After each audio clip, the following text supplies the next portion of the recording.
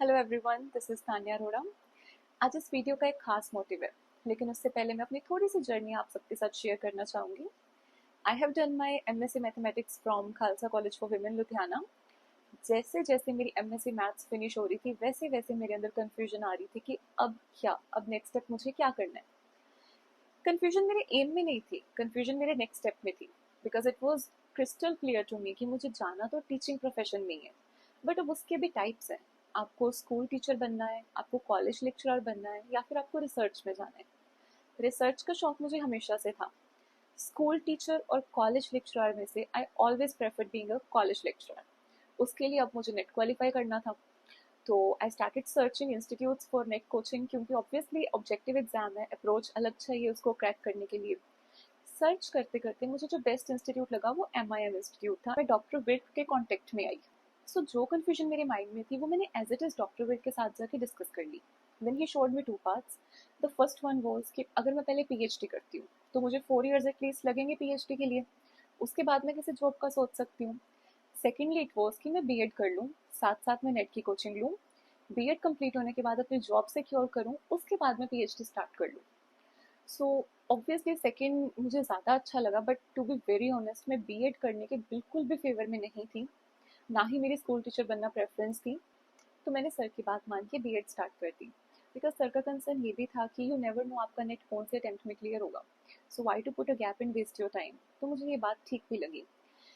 B.Ed का जब 1 year complete हुआ तब तक मेरा नेट एग्जाम क्लियर हो चुका था एंड मेरा गेट एग्जाम क्लियर हो चुका था। मैं सर के पास दोबारा गई, मैंने सर को बोला कि सर अब तो मैं कॉलेज में भी अप्लाई कर सकती हूँ, PhD भी स्टार्ट कर सकती हूँ, why am I doing B.Ed right now, कि मुझे B.Ed छोड़ के PhD की तरफ चले जाना चाहिए। तो सर ने बोला कि नहीं, अभी 1 साल की बात रहेगी, B.Ed कंप्लीट कर लो। देन आई अगेन सेड कि ओके B.Ed कर लेती हूँ कंप्लीट। अभी 2026 की बात है, CTET और PTET एग्जाम आया था। So I was successful in clearing PTET and CTET exams as well. So इस मंथ में मेरी B.Ed के लास्ट सेमेस्टर के एग्जाम्स भी फिनिश हो जाएंगे। So I will be having B.Ed degree, NET certificate, GATE certificate, CTET cleared, PTET cleared. Today I am so much thankful to sir for his guidance, because मुझे आज एक बात समझ में आ रही है कि ना तो मेरा गैप पड़ा MSc के बाद, और उसके साथ साथ मेरे कॉम्पिटिटिव एग्जाम्स भी क्लियर हो गए। अब कोई भी TGT PGT एग्जाम आता है, कोई भी असिस्टेंट प्रोफेसर का एग्जाम आता है, I am eligible for all those exams. And the most amazing thing is कि जो उन एग्जाम्स का सिलेबस होता है वो 50 to 70% हम ऑलरेडी नेट में कवर करके आए होते हैं। सो जो मुझे फ्रॉम स्क्रैच या ज़्यादा डीप जाके पढ़ना पड़ेगा वो सिर्फ 20 to 30% सिलेबस रह जाएगा। सो आप मेरी इस वीडियो का मोटिव तो समझ ही गए होंगे।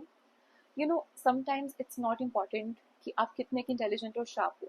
समटाइम्स व्हाट मैटर्स इज कि आपकी वो शार्पनेस या इंटेलिजेंस आपको कुछ पे कर भी रही है या नहीं। I am thankful to doctor Virk and MIM academy for guiding me so well.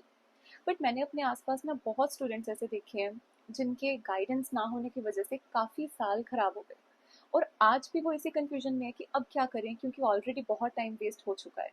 So I just want to से one thing, that if intelligence is the vehicle of your life, then guidance is its fuel.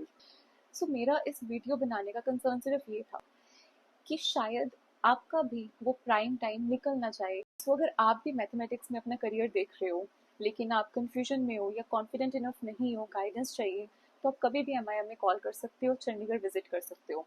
And अगर आप किसी भी competitive exam को लेकर sure नहीं हो कि आपको प्रेपरेशन करनी भी चाहिए या नहीं, अगर करनी है तो कैसे करनी चाहिए, तो आई वुड रिकमेंड कि आप एक डेमो क्लास ज़रूर लगा के देखो, because it's obviously for your own career. So all the best.